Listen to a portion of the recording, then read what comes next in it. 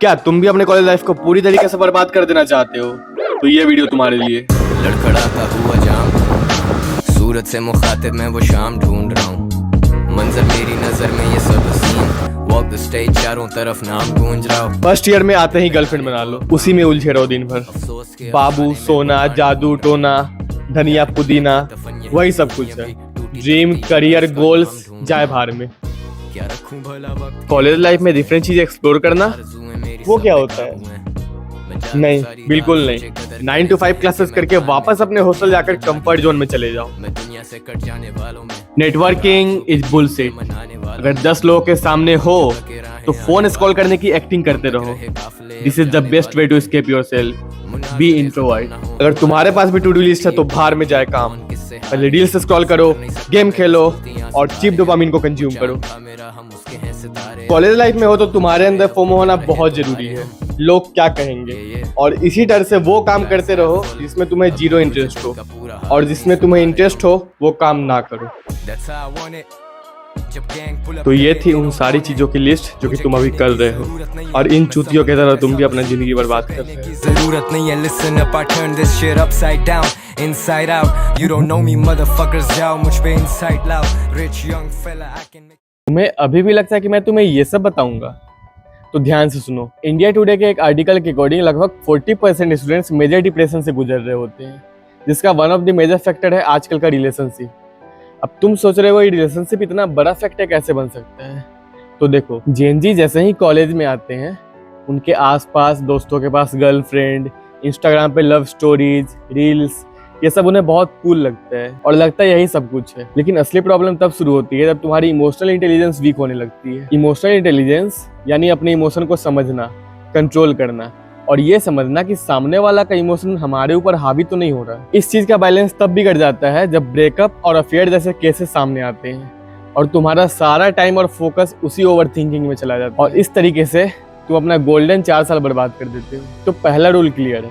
अब मैं रिलेशनशिप के अगेंस्ट नहीं हूँ, लेकिन हर वो चीज जो तुम्हारे करियर, ग्रोथ और पर्सनल डेवलपमेंट के बीच में आए उससे दूर रहना ही बेहतर है। एक नेस्कॉम के सर्वे के अकॉर्डिंग जब कंपनी कैंपस में आई प्लेसमेंट के लिए, तो उन्होंने देखा लगभग 60% स्टूडेंट्स के पास कोई एक्स्ट्रा करिकुलर एक्टिविटीज या फिर हॉबीज है ही नहीं पढ़ाई के अलावा। जब इंटरव्यू के टाइम पे सिंपल सवाल पूछा गया कि इन 4 सालों में एकेडमिक्स के अलावा और क्या सीखा, तो ज्यादातर स्टूडेंट्स के पास तो जवाब ही नहीं था। और यही वजह है इंडिया का यूथ अनएम्प्लॉयमेंट रेट लगभग 17% है। रीजन सिंपल है, जब तुम किसी एक चीज पर डिपेंडेंट हो जाते हो जैसे एकेडमिक्स, वो भी थ्योरेटिकल नॉलेज, तो मार्केट में तुम्हारी वैल्यू कम हो जाती है। ज्यादातर स्टूडेंट्स का ये रूटीन होता है कि 9 to 5 क्लासेस करो, हॉस्टल जाओ और दोस्तों के साथ चिल करो, और यही कंफर्ट जोन उन्हें बाकी सब चीजें एक्सप्लोर करने से रोक लेता है। सो नेक्स्ट टाइम क्लासेस के बाद सीधे हॉस्टल जाने से पहले एक बार अपने आप से पूछ लेना कि आज अपने करियर के लिए क्या नया सीखा। चाहे वो वीडियो एडिटिंग, ग्राफिक डिजाइनिंग जैसे मनी मेकिंग स्किल्स हो,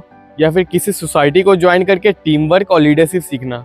ये छोटी छोटी चीजें तुम्हें भीड़ से अलग बनाएगी। और याद रखो, इंटरव्यू के टाइम पे सिर्फ तुम्हारे एकेडमिक्स नहीं देखते, बल्कि वो लोग ये देखते कि तुम इन 4 सालों में अपने आप को कितना डाइवर्सिफाई किया। अगर तुमने सिर्फ एकेडमिक्स पे ध्यान दिया तो डिग्री तो मिल जाएगी, लेकिन बाकी सारी अपॉर्चुनिटी हाथ से निकल जाएगी। बहुत सारे स्टूडेंट्स के पास स्किल्स तो होते हैं, लेकिन उनके पास प्रॉपर कनेक्शंस नहीं होता, जिसके वजह से उन्हें लैक ऑफ गाइडेंस का सामना करना पड़ता है, और बहुत सारी अपॉर्चुनिटीज तो उन तक पहुंच ही नहीं पाती। एक प्रॉपर कनेक्शन तुम्हें कहां से कहां ले जा सकता है इसका तुम्हें आइडिया भी नहीं होगा। लिंक्डइन के सर्वे के अकॉर्डिंग हर 100 में से 70 स्टूडेंट्स को जॉब उनके नेटवर्किंग के थ्रू मिलती है। मतलब सिंपल है, अगर तुम्हें गाइडेंस, इंटर्नशिप या फिर मेंटरशिप चाहिए तो तुम्हें इंटरेक्ट करना पड़ेगा। कॉलेज के अंदर तुम्हारे साथ एक गोल्डन अपॉर्चुनिटी है। प्रोफेसर्स, सीनियर्स, सोसाइटीज और इवन जो गेस्ट आते हैं लेक्चर देने, ये सब एक अपॉर्चुनिटी है। एक और बात, अगर तुम्हें अच्छे कनेक्शंस बनाने हैं तो तुम्हें उनके लाइफ में भी कुछ वैल्यू प्रोवाइड करना पड़ेगा। Like it is always give and take relationship. So अपने आप को स्किलफुल बनाओ, वैल्यूएबल बनाओ, ताकि सामने वाले को लगना चाहिए कि तुम में दम है। जैसे मैं अपना बता रहा हूँ, एक बाहर का यूट्यूबर कॉलेज में आकर के वीडियो बना रहा था, उससे मैं जाकर के मिला, थोड़ा उसका तारीफ कर दिया और अपने बारे में एक छोटा सा ओवरव्यू दे दिया कि मैं भी एक यूट्यूबर हूँ, साथ में फ्रीलांसिंग भी करता हूँ, social media management, video editing और साथ में कॉलेज गाइडेंस के वीडियो भी बनाता हूँ। अब इतने में ही उन्होंने सामने से मेरा नंबर मांगा, तो उनके दिमाग में ये इमेज फॉर्म हो गया कि ये बंदा कॉलेज लाइफ में इतना कुछ कर रहा है, तो बस अगर सामने वाले को तुम्हारे अंदर कुछ वैल्यू दिख गया तो तुम्हारा एक अच्छा कनेक्शन बन सकता है। अब कनेक्शन कैसे बनाने हैं वो मैं तुम्हें बता रहा हूँ।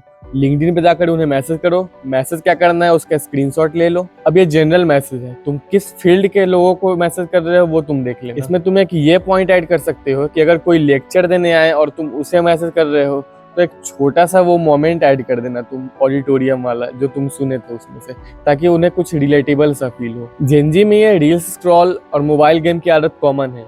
एक इंडिविजुअल ऑन एवरेज 120 घंटा वेस्ट करता है सिर्फ सोशल मीडिया और गेम्स के ऊपर। अगर ये 120 घंटे को तुम ऐसे स्किल्स जैसे वीडियो एडिटिंग, ग्राफिक डिजाइनिंग या फिर कोई ऐसा स्किल जो कि मार्केट में डिमांडिंग है, उस स्किल्स को सीखने में इन्वेस्ट करते हो तो तुम बहुत सारा पैसा बना सकते हो। तुम किसी भी स्किल्स को 10-15 दिन लगातार करते हो तो तुम उसे सीख जाओगे और 1 महीना बाद तुम फ्रीलांसिंग स्टार्ट कर सकते हो। और उसी चीज को अगर तुम 6 महीना कर दिए तो तुम उस स्किल्स को मास्टर करके उससे एक अच्छा इनकम जनरेट कर सकते हो। लेकिन सबसे मेजर प्रॉब्लम है इंस्टा का रील्स स्क्रॉल।